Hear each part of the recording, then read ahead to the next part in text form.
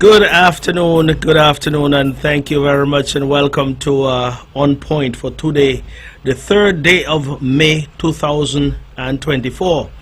Of course, the month of May have started, so we're into the 5th month. Time is going by quickly, so at least we normally say if you haven't made plans to do certain things as yet, get them together and let's get moving. My name is Alexis Jeffers, and of course it's always good to be here in your company on a Friday afternoon. We're here for just 1 hour from 1 p.m. until 2 p.m. and indeed we have done so over the last couple of months, and we continue to press on in terms of bringing this show to the general public.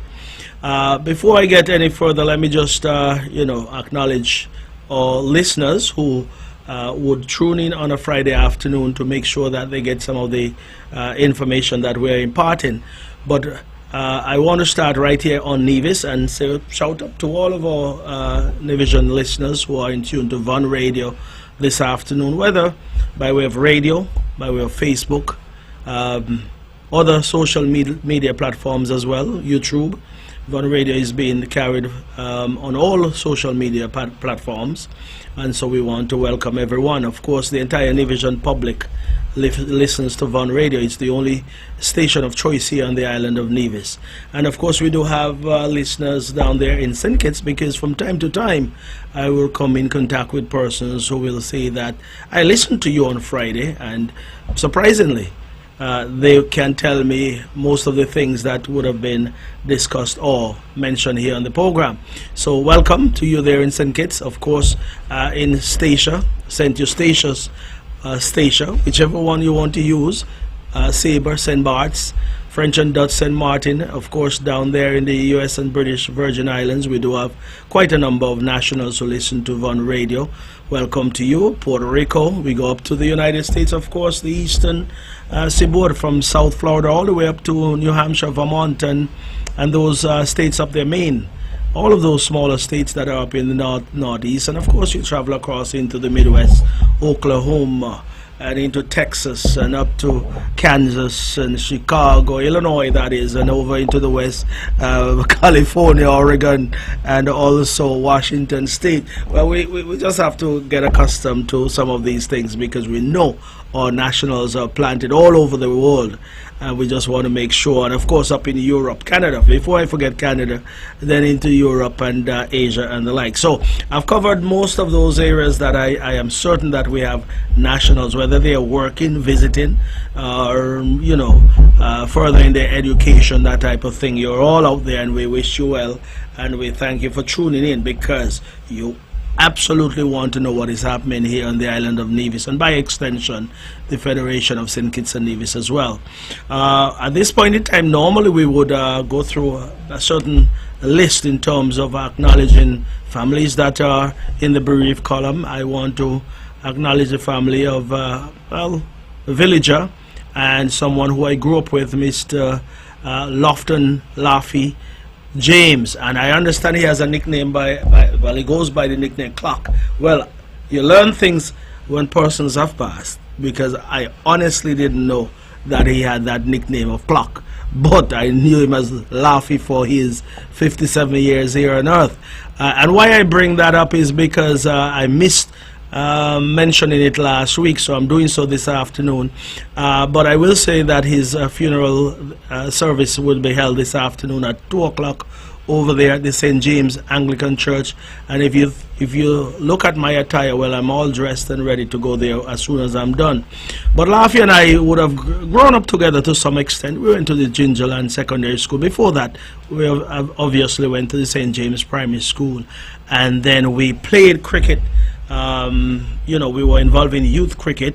As a matter of fact, I can say to you that Laffy and myself were the only two young men from that side of the island, meaning north of the island, who would have made our check into Charlestown and practice and competed to make the Nevis youth team. Laffy would have gone on to make the Nevis youth team, of course, yes, and played some matches. He was an all-arounder, a batsman, bowler, nice little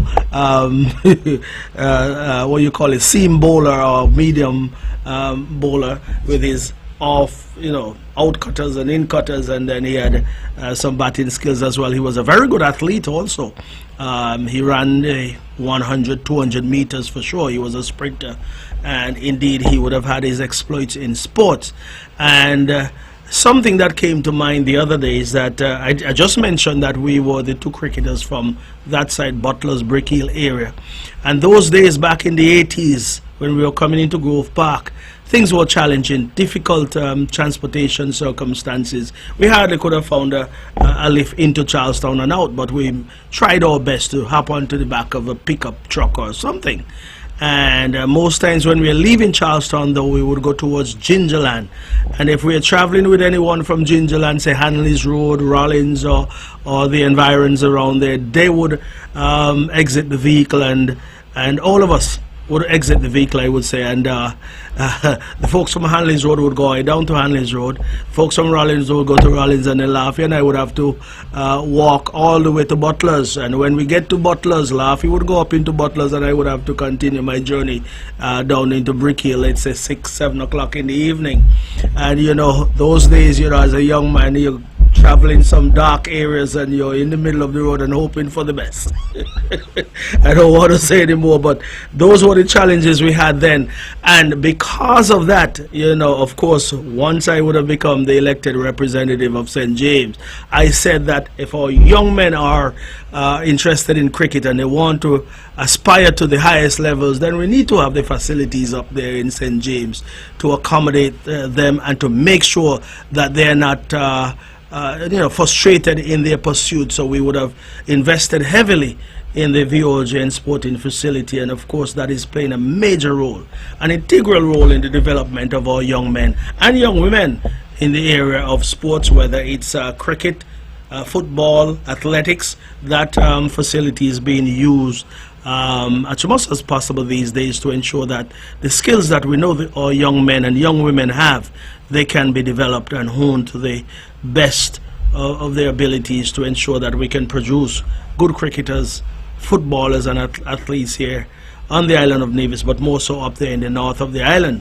So those challenges have been eliminated with that particular facility. And while I'm at that, let me also mention the work being done by one Micey Wendell Wallace. He's been doing a phenomenal job in terms of grooming, in terms of working, in terms of instilling the discipline in those young fellas up there in cricket, for sure. I spoke to him, and Micey, I'm saying it here on the radio, I want you on board in terms of coming here one of these Fridays so we can sit and talk cricket and talk about the program that you currently have ongoing up there, and also acknowledge some of the youngsters who would have gone on not only to the Nevis youth team but also to the Leeward Islands youth team. So I want you to be here at some point so we can have that discussion, so prepare yourself. But I was talking about Lofton James, and he certainly would have played his part in terms of ensuring that the game of cricket was played at a level whereby he was emulated and others would have gone on to become much better than he has done, of course, yes, but he would have laid the platform or the groundwork for some young persons up there in the St. James, Butler's Brick Hill area. And Laffy, I'm sure his entire family is feeling his loss, but of course, there is a cycle to life. You're born, you live, and you die, and the final cycle is one of the most difficult ones. So we would have lost him, and we pay our respects at 2 o'clock. And may his soul continue to rest in peace. But I just wanted to mention that because you just don't let someone like Lofton James pass and don't acknowledge his contribution in the area of sports, cricket in particular. Quickly, whoever is celebrating birthday today, I want to express my greetings, best of wishes to you. And as I always say, when you're celebrating, just celebrate like it's the last. It is not the last, but celebrate as if it's that. That being the case, I must say, because when it's all said and done, every penny you have it belongs to you, and if you can spend all on yourself on this birthday, do it. I know you won't do it, but just go ahead and enjoy yourself, because life is so fleeting these days. Today you're here, today you're gone, or this minute you're here, this minute you're gone. So enjoy it to the best of your ability. I don't have any names at this point in time, but I'll leave that. I'm going along quickly because I have a guest in the station and I'll on the program with me today, and I'll certainly get to him shortly. But quickly, the weather outside is beautiful here in Nevis. Listen, there was some rain earlier, and when I heard the rain or saw the rain falling as well, I started singing to myself, there will be showers of blessings we need. You know that song, that old hymn, you know, many of us would have grown up on that song. There shall be showers of blessings sent from the heavens above, something like that. But anyway, showers of blessings were with us this morning, and it's always good to get some showers. We are just about a month away from the hurricane season as well, so I want persons to start their preparation or continue with your preparation. We'll talk about that, you know, a bit later in terms of a subsequent program, but keep that in mind. It is expected to be above average, I understand, but be that as it may, the Lord will give us no more than we can bear, and that is what we have to keep in mind. The medical fundraiser that we've had over the last couple of years, we're having that again this year. So our medical fundraiser 2024 takes place on the 20th of May, that is Whit Monday. Last week I spoke in depth to that, and I also mentioned all of those names of persons who played an important and integral role last year, and we are seeking your assistance again. Whatever you did last year, we want you to make that contribution again this year, and I'll be reaching out to each and every one of you. So if you haven't heard from me, expect a call, and when I call you, I want you to respond and say that I am on board and I'm doing exactly what I did last year, whether you did cook up baked chicken, stew pork, stew chicken, with a Johnny cake, saltfish, mackerel, fried fish, whatever the case might be. If you provided music last year, we're coming back at you. And next week when I speak further about this, I'll go more in depth in terms of what some of the things we'll be doing over there. But that's on the 20th of May. That's Whit Monday. I want us to prepare for that. Yeah. Okay. Very good. So it's just about almost 1:15. Time goes by quickly, and we have some very important information to discuss this afternoon. So I'll now turn to my guest this afternoon on the program, and I will say to the gentleman that is here, he's my second guest on this program. The first person who came by would have been Jameer Claxton some time ago, and we were talking sports then, so we're talking a different area this afternoon. So I want to turn now to my guest, and I want to welcome you, Mr. Andrew Hendrickson. And can I call you by your nickname? Yes. Okay, well, so I want to welcome you in your capacity as the General Manager of the Nevis Solid Waste Management Authority, and we're going to talk solid waste this afternoon, anything surrounding solid waste and the, you know, the cleaning and cleanliness of the island of Nevis. We're proud of the work that you've been doing, you and your team, because of course it takes a collective effort for us to achieve what we have been achieving here on the island of Nevis. So I'll let you introduce yourself, and we can develop a discussion from there. Well, good afternoon, Brother Alexis, and good afternoon to your listening audience. And I wish to say that I am very happy to be here with you so that we can chit-chat. Yes. I know we're here to talk about solid waste management and all the wonderful things which have been happening at the authority. But you just gave me quite a surprise when you mentioned my good friend Lafton James. As you know, we all attended junior and secondary school, and Laffy was also one of the people who I competed against. In the same 100 meters, 200 meters, we were always battling, and we were good friends as well. And the one thing that nobody could ever challenge Laffy with was the high jump, right, and the long jump. He used to pedal. When he did the long jump, he would pedal, and his style of doing the high jump was the Western roll. Right. And he was just so well-rounded and everything when he came to sports, and he was a great sportsman. So I wish to take the opportunity to extend condolences to his family and friends, all those who are left to mourn, and may his soul rest in peace. He made a wonderful, wonderful contribution to my memories of my school days at Gingerland Secondary School, and I know that there are so many right now who still cherish the memory of Laughton James and all that he brought to us when we were schoolmates. You remember what house he competed for? Yes. He was red. Red house. Yeah, and I was on blue. But I have to say, I was on green house. Yeah, yes, you were. Green house. Okay. All right. Yes. So, that being said, as you know, I'm always happy to speak about Nevis Solid Waste Management Authority and all that we try to do to support every single activity that takes place in Nevis. We are involved. Sometimes you don't even know that we are involved, but we are always there, always making a contribution. There is no function which is held on this island and solid waste is not contributing in one way or the next. Okay, good.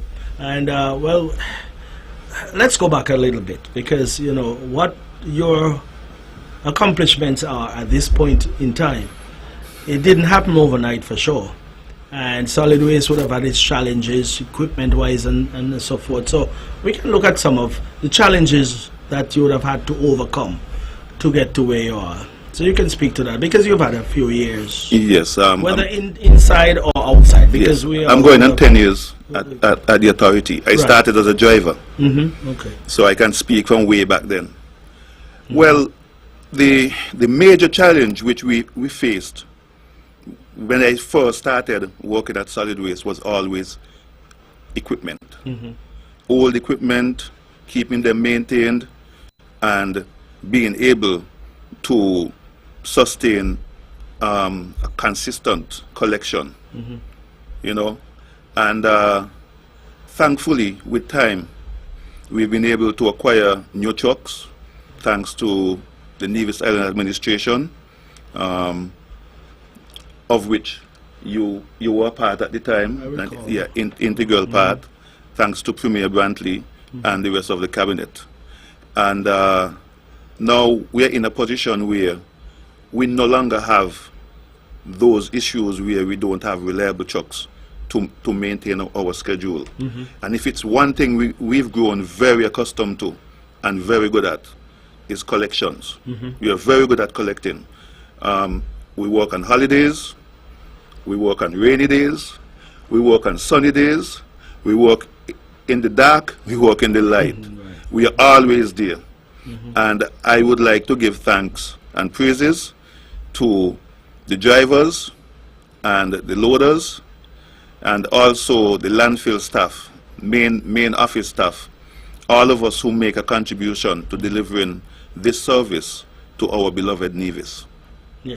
Also, we had equipment challenges for many years, up until 2021, when, again, thanks to the Nevis Island Administration, we were able to secure a loan from a prestigious bank here to purchase our own excavator and our own bulldozer. So we are in a better place at the landfill in terms of space management, time management, moving around material, and we are much more independent and proficient now in our landfill operations because of that. Right. Well, I must express my gratitude to the entire staff there, because there is some pride that I look at these guys who work, especially those who you know, operate on a daily basis on the road for the collection of garbage and so forth, and the way they go about their task is commendable, and I'm sure the results that you're seeing is consistent with that effort. Yes, and I would like to just remind the general public that most of these guys who come to the villages to collect, the drivers, we have 2 teams, and they start at 2 a.m. every morning, Monday to Friday. And most of these guys, their alarm is set for 12 midnight. And they find their way to the meeting point faithfully every day to perform this duty for us. And we don't have many problems with our staff.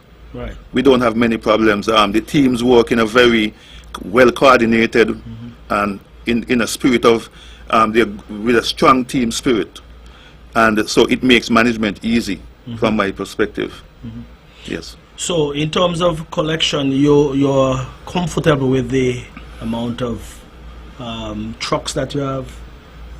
When I say comfortable, you can always have excess in everything. Yes, but at least we're in a position where each team is assigned a truck. And what that means depth of service.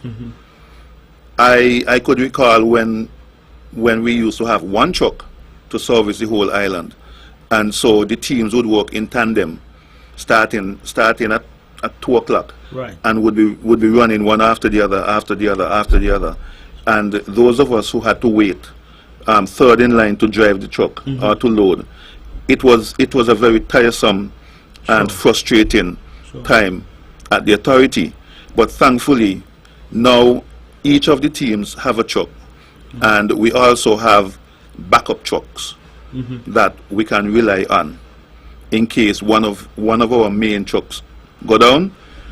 And that is why also you find that the Newcastle, the team which clean from Jessups all the way over to Newcastle, we call that the Newcastle team. They are able to start at 4 a.m. now because they have their own truck to use. They don't have to wait for another team to complete their shift to get a truck. Also, the team which cleans St. John's and St. James's in terms of butlers and Brickhill, they also have their own truck, and they are starting at 4 a.m. as well. The reason why we try to let them start as early as possible is because my management thrust was always to work from darkness into light. Prior to that, we were working from light into darkness, meaning we had shifts starting at 4 p.m. in the afternoon. A truck would be sitting all day in the landfill, right, and then we go and collect it at 4 to go and clean into the darkness. And then if we get a breakdown, we cannot complete. All the service providers are going to bed. I mean, they're retired for the day. Right. The vendors, they are closed. And so the mechanics, emergency equipment, so that wasn't practical. And so what I did, I changed it completely around, that we work from light. We wake up before you, and you wake up to see us. And if we have a problem, the business places are opening, and yes. And the service providers are waking up to help us, so that we have the whole day ahead of us to fix a problem for the next work day. Got you. But also, based on what you're saying, then the equipment in terms of wear and tear, with multiple pieces of equipment, then you're able to spread the work throughout instead of having to depend on one truck that is being utilized all day, and then you have a breakdown at some point, and that messes up the entire program and schedule. It can. But when you start early, it gives you a chance to pick up, to cover your base another way. You still have some time to sort it out. And yes, so I don't know if you realize, but our trucks are the hardest working trucks on the island, you know. Well, every single day those trucks are going. Okay. Every single day. Start, stop, start, stop. Some truckers out there might have some disagreement with you, especially those that are hauling these 20-yard truck that are hauling boulders. I'm just saying. I will point out. A trucker, so. Yes, I am, and I will point out a subtle difference. Sure, go ahead. When you are operating a garbage truck, and I didn't say driving. When you're operating a garbage truck, it is start, stop, start, stop. That is one part of it. The other part of it is that you have to do three-dimensional driving, because you have to be paying attention to your loaders behind. So you should always be consulting your mirrors to see what's happening to the human factor behind you, right? Then you have to be looking beyond them as well to see traffic coming, Right. and how to maneuver. Also, you have to be looking ahead of you, forecasting what's going on with the traffic ahead of you, and where the bins are and where you're going to stop. But not only that, you have to be looking up.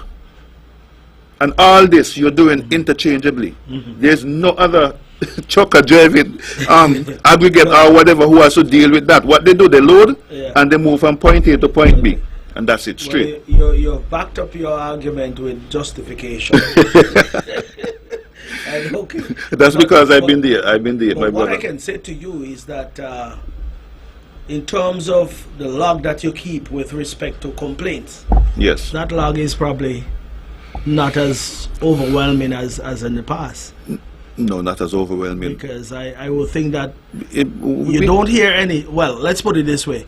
On the airwaves, you don't hear any arguments about, or any case being made about accumulation of garbage not garbage and being stuff like collected that. and so forth. Yeah. So I would think that that is testimony to the fact that you have had your challenges, Yes. look through them, work them out, and now you're at a point where you can tell yourself that your performance is speaking for itself. Yes.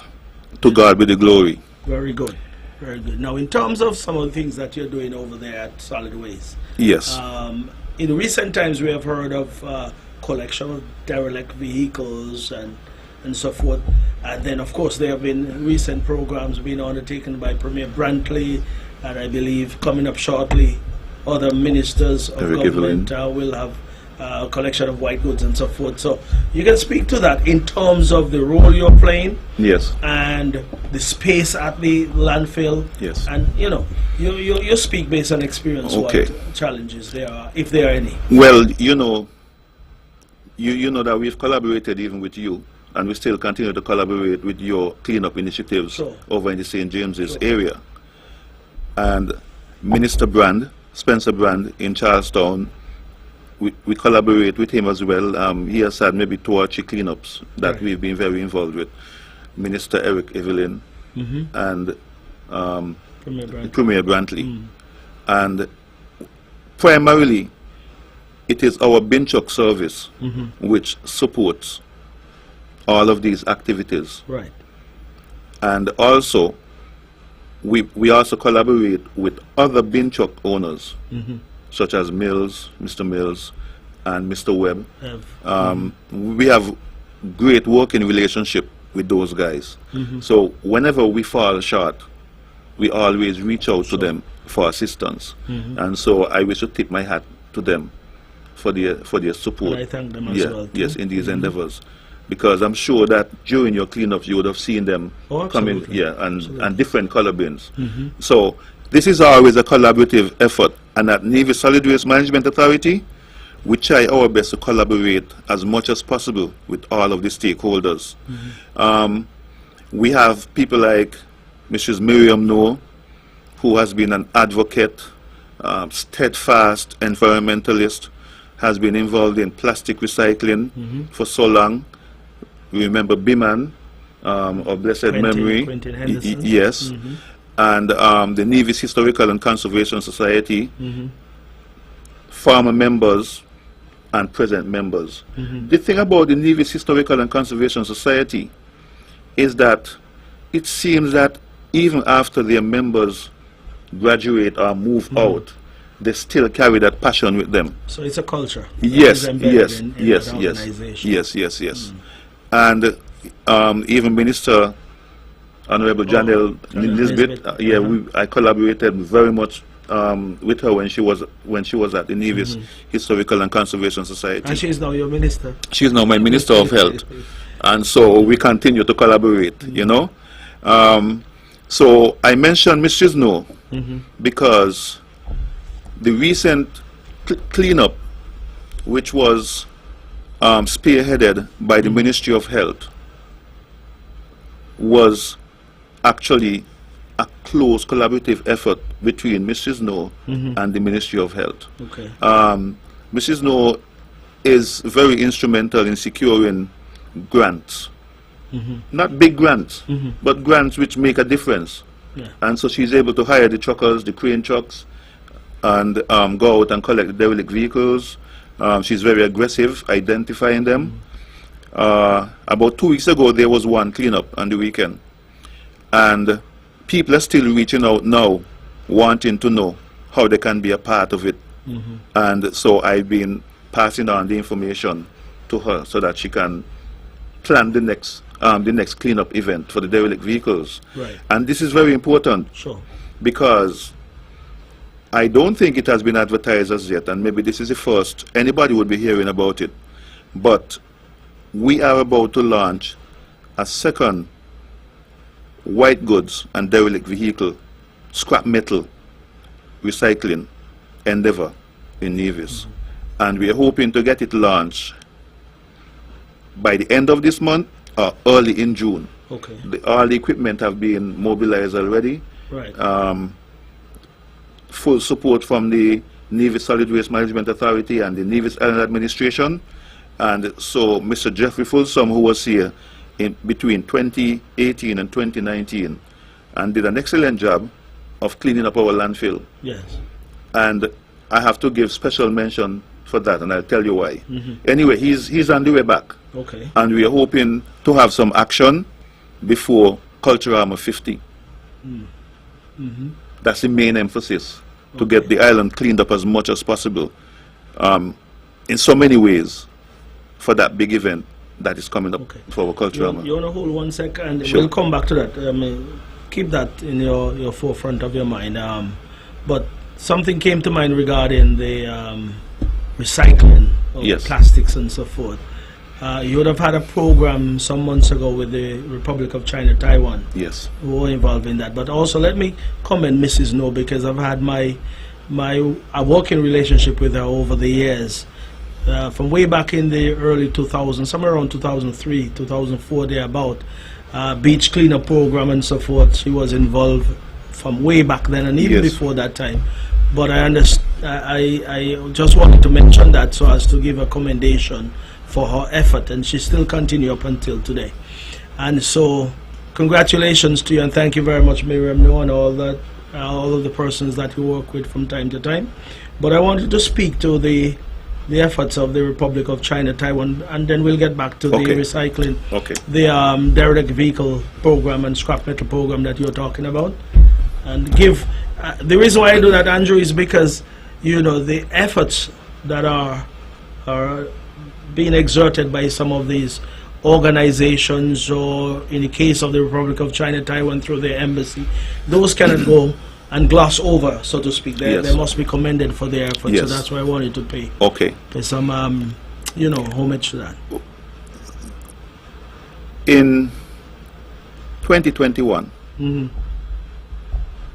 the Taiwanese Technical Mission, in collaboration with ICDF, which is the International Funding Agency, the Republic of China. Yes, for project development throughout the world. They entered into an agreement with the Ministry of Environment in St. Kitts, which at the time the minister was Minister Eric Evelyn. Right. So this came on stream under his ministry at the time. And the project is called the St. Kitts and Nevis Recycling Project. And it was fully sponsored initially by the Taiwanese government. Right. It was meant to be a pilot project where they wanted to launch plastic recycling in both St. Kitts and Nevis. And at the same time, I was under pressure from the cabinet, to try to get plastic recycling on the way somehow at the authority. Outside of what? Outside of that. Yes. Okay. I was being challenged. Okay? Text messages and so forth. What can we do? Right. Okay. And when this project came on stream, it was not really tailored for Nevis to have the kind of involvement which we now have. The project was written for all the recycling to be done in St. and our bottles would go over to St. Kitts and our cardboards would go over to St. Kitts, and that wasn't a practical setup. Sure. Because the cost of transportation was prohibitive. Okay. So, anyway, I was able to respond to those who were challenging me in the cabinet, right? And I said, well, I see a glorious opportunity for us to piggyback on this plastic recycling initiative and get something going at the landfill, so that we can actually see our bales. We can do our collection and see our bales. But no baling machine was allocated for Nevis, only one for St. Kitts. And it was a very discouraging kind of feeling. And I remember when I was challenged now specifically by Minister Evelyn, right? Because there were steering committee meetings taking place over there, right? Right. And I didn't see how we could get a setup over here. And so I kind of lost interest. I said, look, you need to go to St. Kitts and fight to get plastic recycling over here. If you don't go and represent us, nothing will happen. Go. Okay, so I got some strength, right? And I reached out to Miss Joyce Chan, who is the project manager, and we have a very good working relationship, very, very good relationship from the first time we met. And I invited her over, and I told her, look, I know you have it going on over in St. Kitts, okay? And you're based in St. Kitts. But it is not going to work unless we also get a baling machine over here. Yes, but you know, there's no budget. And I said, yes, but I'm telling you, you need to try to get something going over here. And lo and behold, she went back to her bosses, and they found a way that we got a machine. Okay. We got a machine, and we were able to improvise and make some adjustments to an existing structure. Right. So we had a plant. We had some way to house it. Good. And so we started. We had our collections going. People would remember we still have the Taiwanese tent with the banner, collecting 2 Fridays every month. Right. The middle Friday around the 15th and the closest one to the 30th. Gotcha. Okay? At various locations, Big Six, Expetual, Artisan Village at the end of Hunkins Drive, and up at Delta next to Old House Cafe. Okay. Right there, where we collect at those points. And we got it done to the point where, well, one thing I'll say about Nevis was primed and ready for this. Right. The general public. And again, thanks to the work that people like Miriam Noor, Isabel Byron, and the other members of the Historical and Conservation Society, the effort that they put in to, and Biman, to collect. We were always collecting plastic. And so there were many individuals who had the mindset that they were going to separate their plastics. Even if nobody was collecting them, they were surrounded by them in the garage, in all over the place. Sure. They just didn't want to put them in the regular garbage. And so we started baling to the point where we're at right now. And I could tell you that so far we are going on 40,000 pounds of plastic which did not go into our cell. That's a mountain of plastics that did not go in there to further hasten our demise, because you know it's already expired over there, right?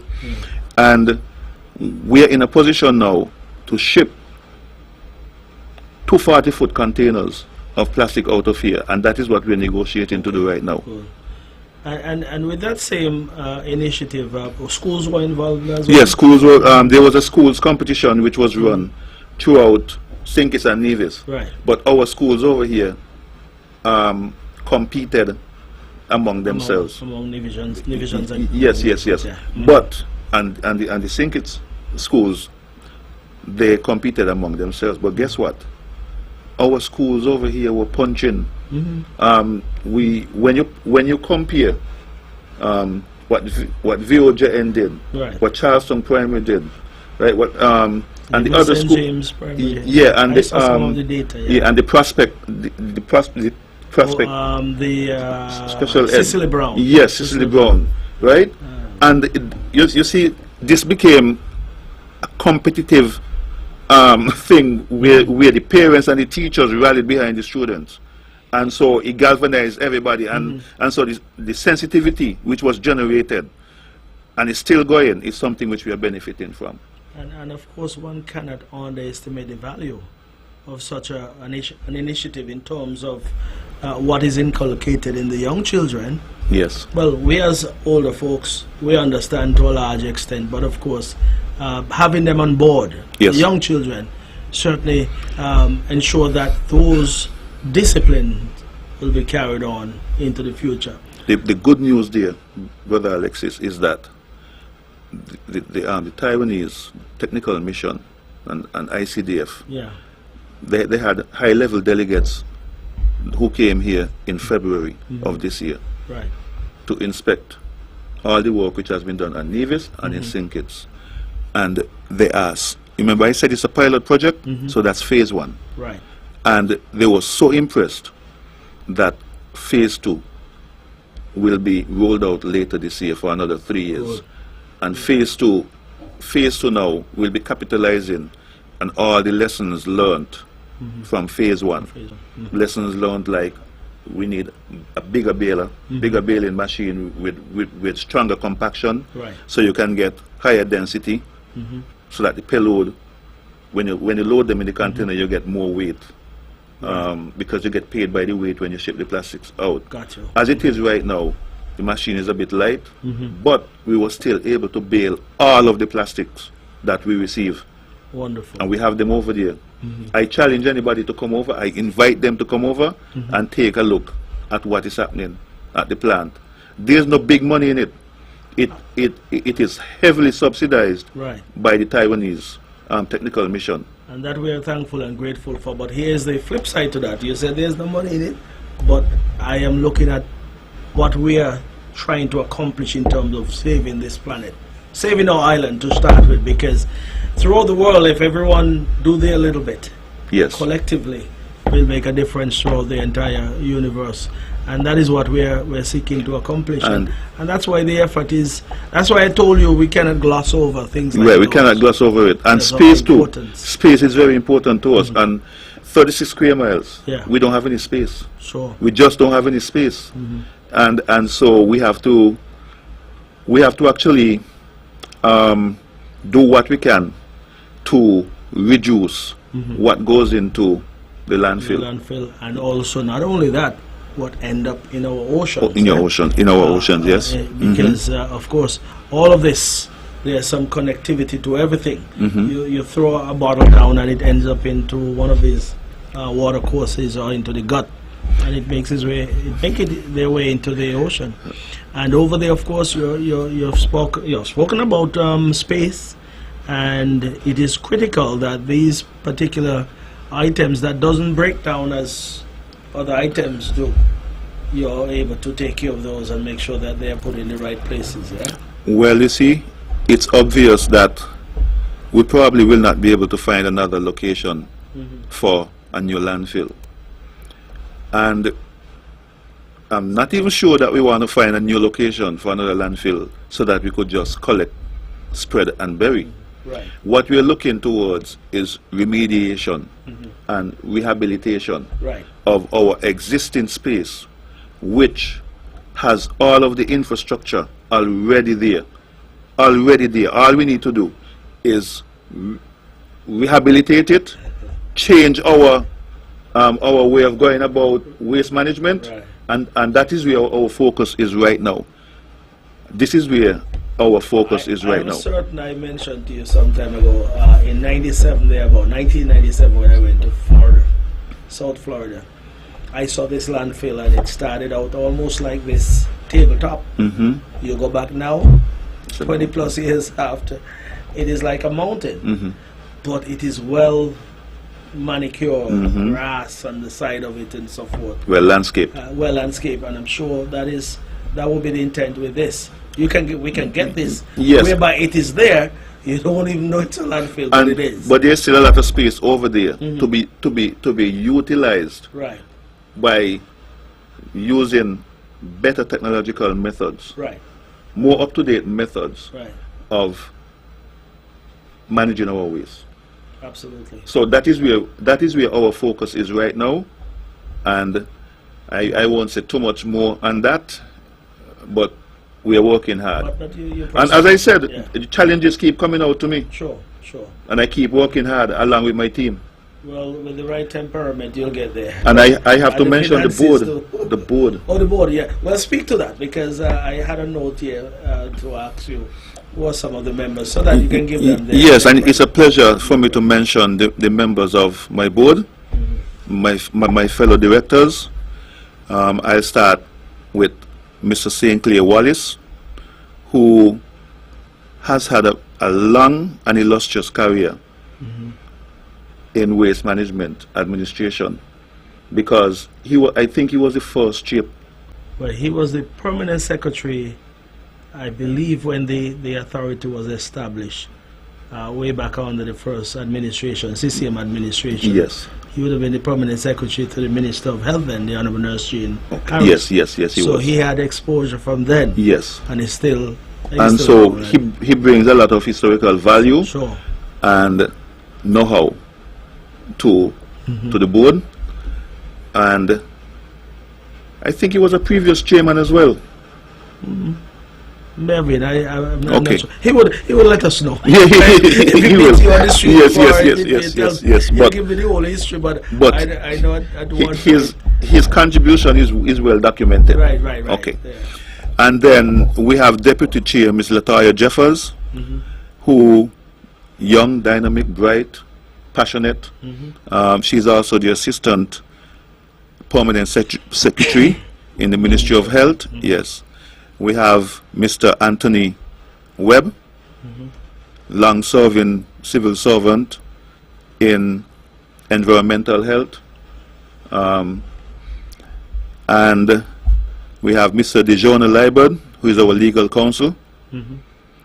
We have Mr. Oscar Brown, again somebody with a lot of passion Mm-hmm. and business savvy, Right. and Miss Camille Kelly, last but not least, Miss Camille Kelly, Mm-hmm. another business person. Businessman and architect. And, Yeah, architect. You know, and the likes. Highly Okay, very technological. good. Well, I want to commend you, your staff, the entire board. I forgot myself. Well, you're the secretary of Yeah, I'm the board. secretary of the board. Yes. Okay. So, because as I said before, it takes a collective effort. Yes. You know, not just one moving part, but many moving parts to bring this whole thing together to ensure the island of Nevis is kept clean and pristine. Yes, and so we are working hard. We are working hard to just to take the authority to another level. Another level. Another level. That is all we are trying to do. Well, let's go back to where I cut you off some minutes ago, a long time ago, I must say, regarding the scrap metal program that you were talking about, whereby, you know, the collection of all of these derelict vehicles are going to amount to something here shortly that you want to speak about. Yeah? Okay. I am sure that those who would have been affected or who would have benefited from previous scrap metal initiatives at the authority would remember that there was a company that came in and they came in with a baler to squash they squashed them and they had them in piles over at the landfill. Big piles of cars, but only cars, because that's the premium. That is what they thought they would make more money from. Right. But with the scrap metal program which we ran in 2019, 2018, 2019, it didn't just, it was not just about cars and premium metal. It was about white goods. Okay. All the white goods were removed. Oh. You're talking about the refrigerators that the majority of them are plastic anyhow. You see? And the stoves and the wash machines and all that. Everything, no matter whether it brings a big yield or a small yield, everything is baled together and sent. So that is the beauty of the scrap metal initiative, which is spearheaded and carried out by Mr. Folsom. Items such as old containers, those cargo containers. When I say old, there's some sitting around with their roof leaking, and people have abandoned those. Those can fall into the program as well. Those can fall into the program. However, not many of those get to the landfill. Right. Because somebody is always trying to squeeze the last bit of use out of a container. They even build roofs. When the roof corrode and is leaking, they cover them with galvanized roofs, and stuff like that. But yeah, all those as well. Okay. So you said that is what, end of May, June, thereabout, we will see some movement. Yeah, it will be rolled out soon. The commitment is made. So the derelict vehicle program is one that we are saying will continue or is continuing, because the more the merrier. I still see some derelict vehicles around. People seem as though they have these things as their prized possession, when in truth and in fact they are a major concern on the island, where you have rodents and all sorts of different animal, will thrive in these type of environment, and water collection, mosquito breeding ground. And they continue to devalue and just become junk, Absolutely. It defaces the island of Nevis. Yes. That is why, I'm hoping that at least you are aware of any additional measures that the administration... Yes, we are getting ready to start giving out some citations. Okay. We are getting ready to start issuing citations for removal. Right. We just take it. So you just take it. So in terms of a citation, of course, there will be something placed on this particular vehicle. Yes. With a time and date. What you have to do, you have to establish a paper trail. A paper trail, okay. It has to be documented. Right. Because you never know where it will reach. Right. And without a paper trail, then you don't have a leg to stand on, because the person have to be given ample notice. Notice, yes. So, let's say vehicle A sitting down somewhere on the side of the road for some years. Is there a process whereby you can establish ownership? Yes. And once ownership is established, and it has been there for argument's sake, 5 years, 10 years, it therefore means that it's no longer roadworthy. I suppose the process is such that you will establish that this is one, it is in an area that is not acceptable to start with. And then of course, once you establish ownership, you contact the owner. If the owner is not here, then of course, and the owner cannot be found or cannot be reached, then the next step is probably, once the citation period lapses with no response, then you pick up and go. You take it, yes. And you say you don't want to wait to reach, because you understand we are in a litigious society. Yes. So you might very precisely. At the court. But any which way, I wish you well with that program, because Nevis, we always talk about Nevis in such a way where it's well, I normally call Nevis paradise on earth anyway.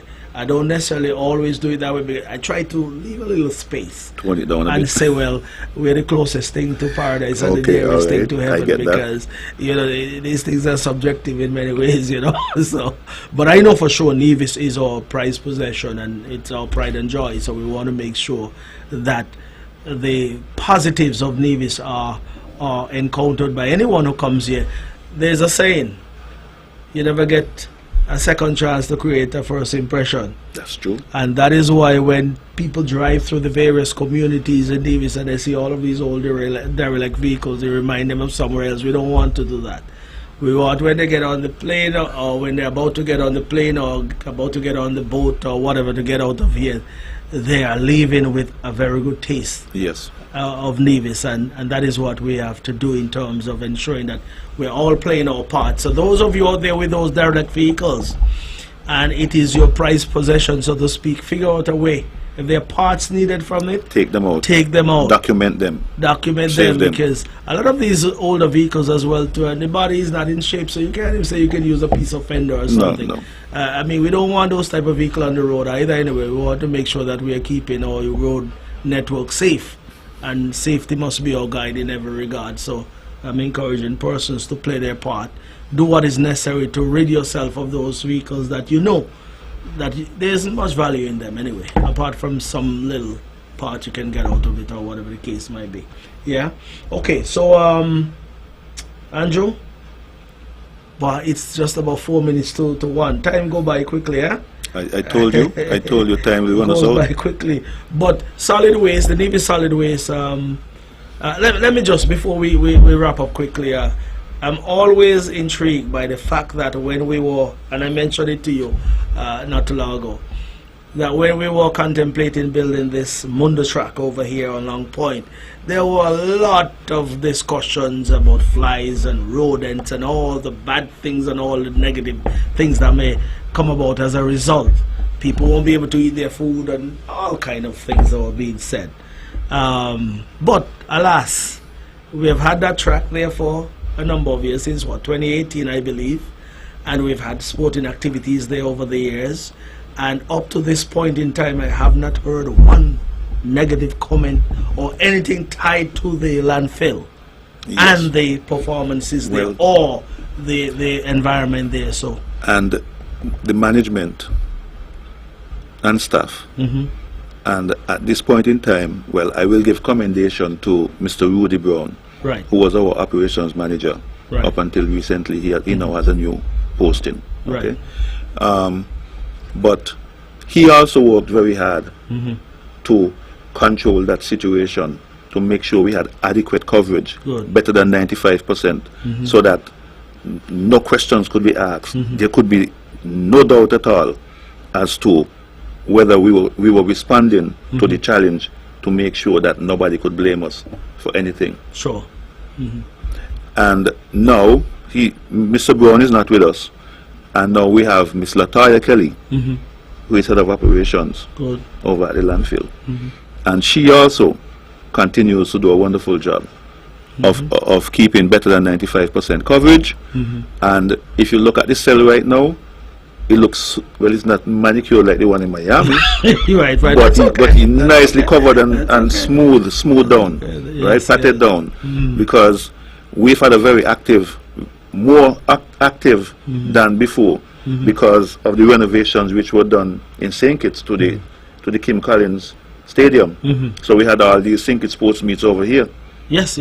So we were very active, and thankfully we did ourselves proud, we did Nevis proud, and we kept the landfill well covered, and so all the predictions and the apprehensions were not justified. Yes, wonderful, and of course, I can say here, I have not heard one negative comment up to Well, I'm happy for that. I mean, if it is being said, I haven't heard. Yes. Yeah, but there'll always be negative, but we try to accentuate it. Well, you know, they keep us on our P's and Q's. They keep us attentive, you know. Sure.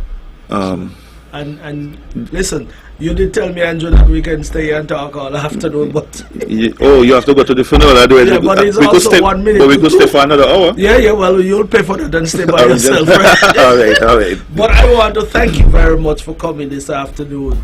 Yeah, and some persons are saying that we should go on for 2 hours on this program, but 1 hour is enough. It's better short and sweet. Short and sweet and to the point is right, yeah? And so that's why we keep it this way. But it was indeed my pleasure having you here this afternoon, and I want to thank you because you didn't hesitate. Last week you had another engagement, of course, and that is on. I attended that Mr. Bridgewater's funeral. And Bridgewater was associated with the yes. He was the general manager when I took over here in 2015.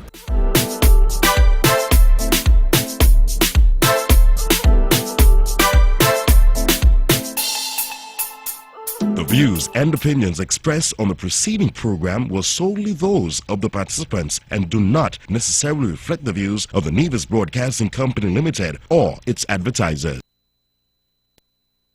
You are just listening to a rebroadcast of the On Point program, which was first aired on May 3rd, 2024. You're listening to Vaughn Radio from the Federation of St. Kitts Nevis.